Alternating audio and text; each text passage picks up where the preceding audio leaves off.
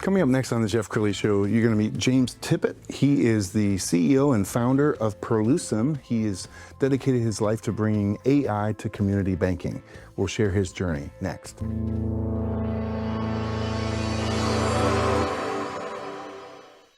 Many are predicting that the worst is yet to come, which is unfortunate, said one person here.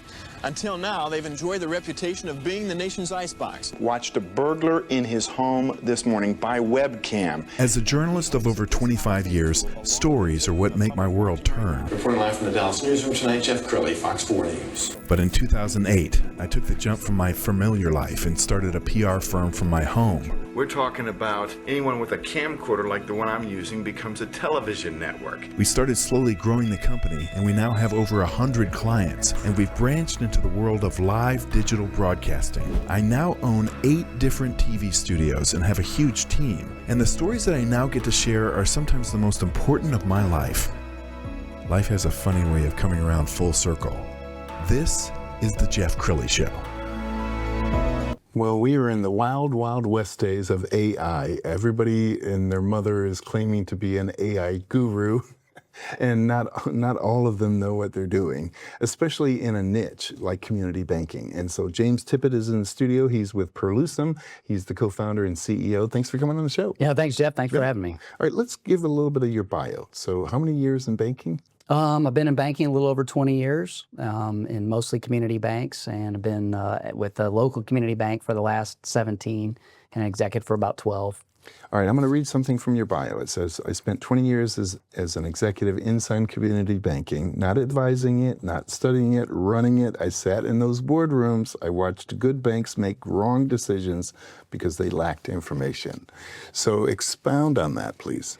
Yeah, I think the challenge is not that there's not data. Banks have mountains of data. The challenge is sorting that data to understand what it is that they really need to accomplish. How do they use that data to make decisions?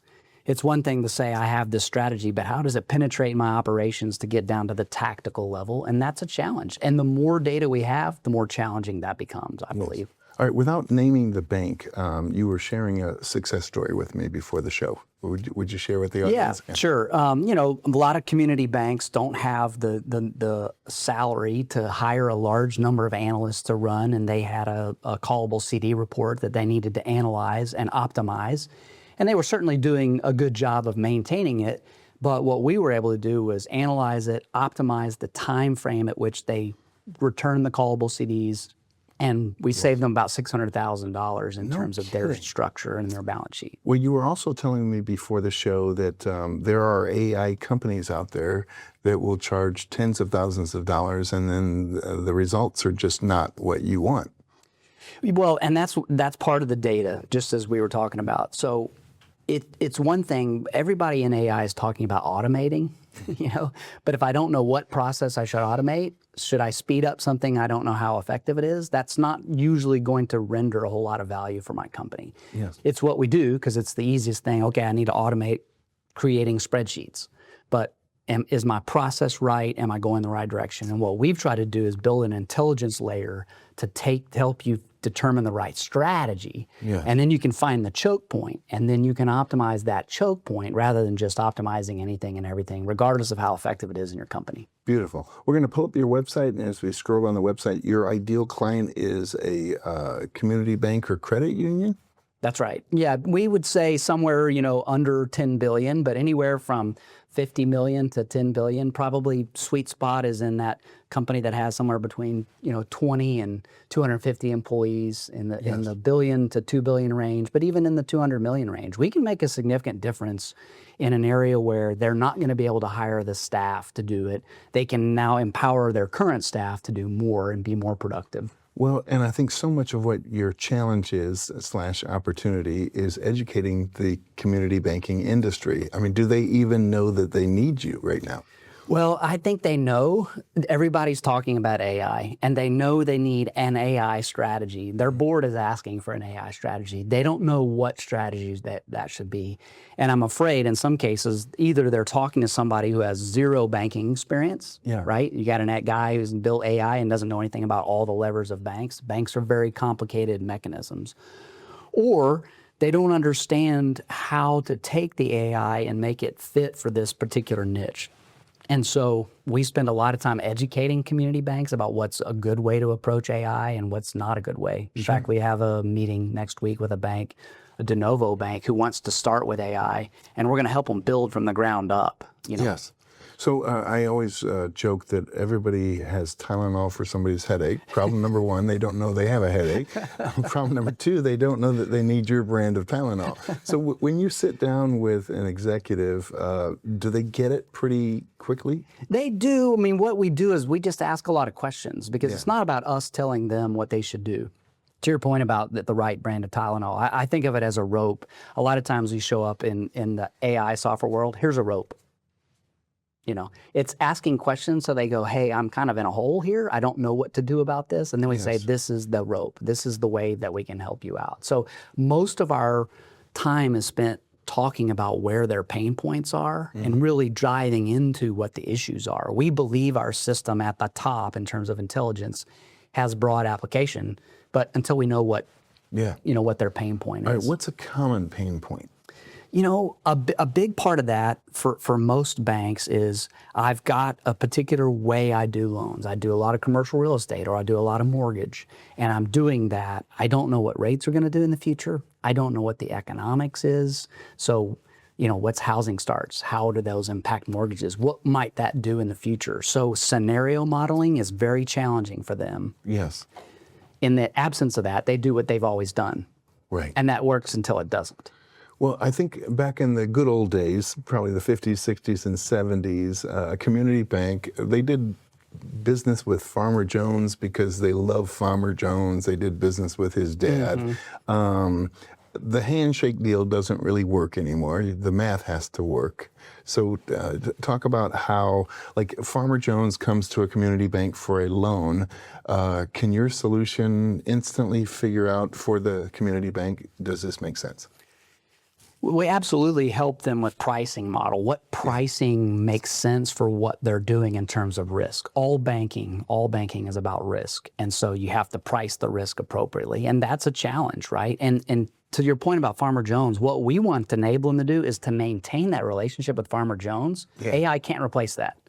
We can't replace their opportunity, their availability in the community, their engagement with the actual customers of the businesses that they work with. What we can do is streamline the process about what is the price that makes sense, what is the structure that makes sense, what is the risk profile that makes sense, and that allows them to do what they do well, and we take care of the rest. Let's talk about, like, the health of community banks in general, because we have the war going on right now, we have inflation, we have a lot of uncertainty.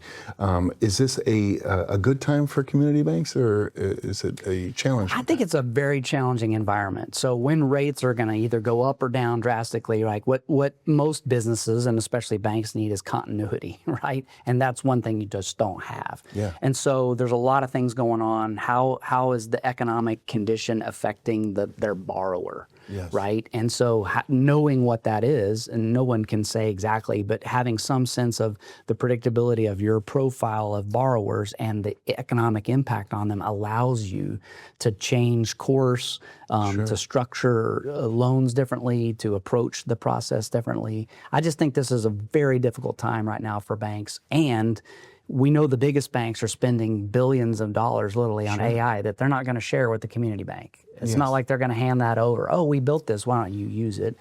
And so they're getting capability quicker and better, and are already have balance sheet that can weather the storm. So I feel like this is actually a difficult time, and it's a great time for us to step into the market and say, listen, we'll be your partner to get you through this process. Amen. Do you prefer working with a very healthy bank or a bank that's experiencing a tremendous amount of pain? Gosh, that's a great question, Jeff. Either one. I mean, I think healthy banks is be able to say, hey, what's the next iteration for us? How do we take our, banks measure themselves by tangible book value? How much value do I have? I'm a really solid bank. How do I double that? Yeah. How do I increase that? And banks that are challenged, look, we want to show up and say, look, how do we put you instead? Most banker owners, when we talk to them, we hear all the time, I want to hand this off to the next generation. I want to hand this off to my kids. I want to hand it off to, how do I do that? right? I'm not sure I'm going to be around next year, let alone 10 years from now in terms of the economic structure. And so being able to step into banks that go, wow, we really have a problem, and say, you do, but it's fixable.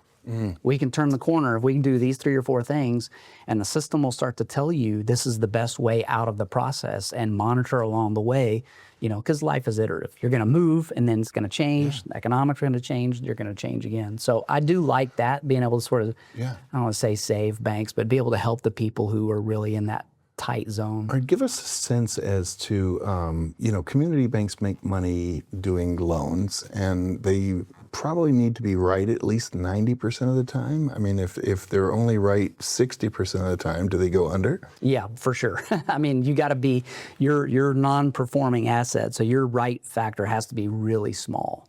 And again, that's a pricing function. If you're going to be right less, you're going to have to charge more, right, to be able to cover it. So if you're going to have a price that's competitive in the market, you got to be right, in the 98% of the time.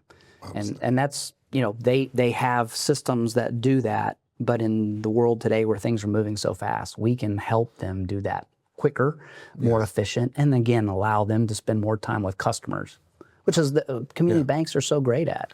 All right, you have about 2 minutes left, so I want you to get on your soapbox. I want you to look into that camera on the left and talk to the community bank executive who probably needs to bring you in. Listen, everybody knows, and your board is asking, everybody's asking, what's our AI strategy? Our job is not just to give you an AI strategy, but to give you an intelligence layer, how to use AI and automation to streamline your bank, to make you more effective, to allow you to do what you already do, which is take care of customers, take care of employees, build a great work environment. That's the backbone of community banking. Community banks are the backbone of employment in our country. They're the backbone of small business, and they do 60% of small business loans. So if we can make you more effective at what you do, you can make all these mom and pop shops great at what they do, and I think it preserves a great place. Outstanding. We're going to end with your website. We'll put that on the screen. The great James Tippit, thanks for coming on the show. Awesome. Thank you, Jeff. All right, that's it for now. We'll see you next time.